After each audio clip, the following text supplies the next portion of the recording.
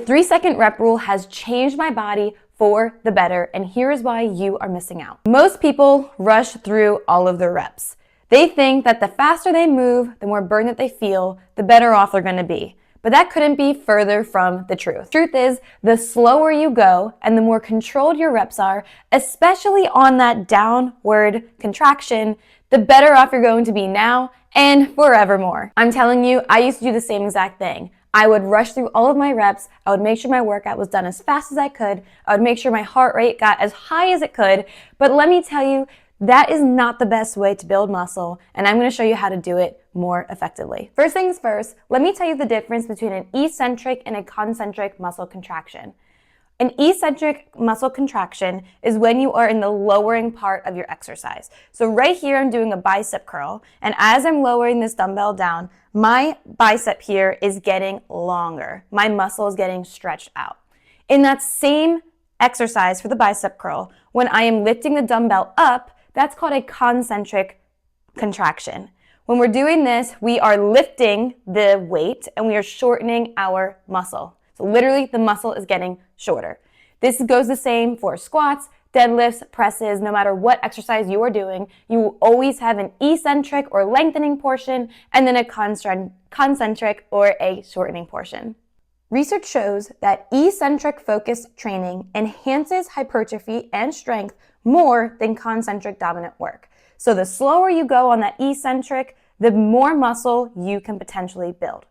Furthermore, research shows that 4-second eccentrics boosted growth hormone and testosterone response more than in normal speed reps. But there's always a caveat, because this study shows that optimal hypertrophy occurs with controlled eccentrics in the 2 to 4 second range, because faster reps lose tension, but even though you're going slower, you might have to sacrifice how much weight you are lifting. But studies show overall that the slower your reps go in the eccentric range between 2 to 4 seconds, that is going to be better than sacrificing your form and tempo with higher weight.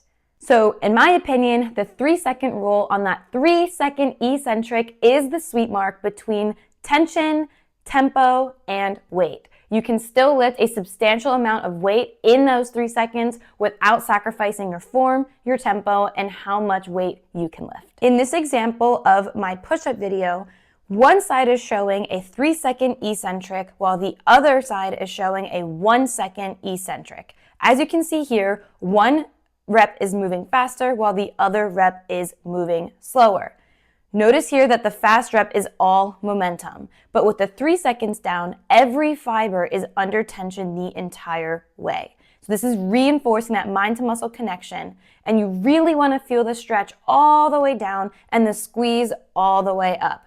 When you're going really fast up and down, you never really get a chance to feel that contraction the way that you should. So my advice when practicing this rule is to literally count to 3 in your head when you're going through these repetitions. If you're in this bicep curl, count down 1, 2, 3, 1, 1, 2, 3, 1, and that's going to help you get the eccentric contraction under control. If you cannot hold this for 3 reps all the way down, 3 seconds all the way down, perhaps your weight is too heavy and you should lower it a little bit. And if you end up hitting a plateau with that tempo, you can always play around with your concentric tempos or even pause at the bottom in the isometric hold before you go up into that next concentric hold. When I first started slowing down my weights, I exploded with my results. I am 11 years in this journey, and I didn't really start seeing progress and results until the last 4 to 5 years. And that's all to do with tempo, control, and really applying the variables. I'm telling you, just try this for about 2 weeks and you are going to notice a massive difference. Let me know what other muscle myths you want me to crack in my next video. And if you want to learn more about how you can sync your strength training with your menstrual cycle and apply these variables just like tempo, intensity, etc., make sure you download my guide using the link in the comments. It's the Muscle Meets Menstrual workbook, and I think it's going to be a great fit for you.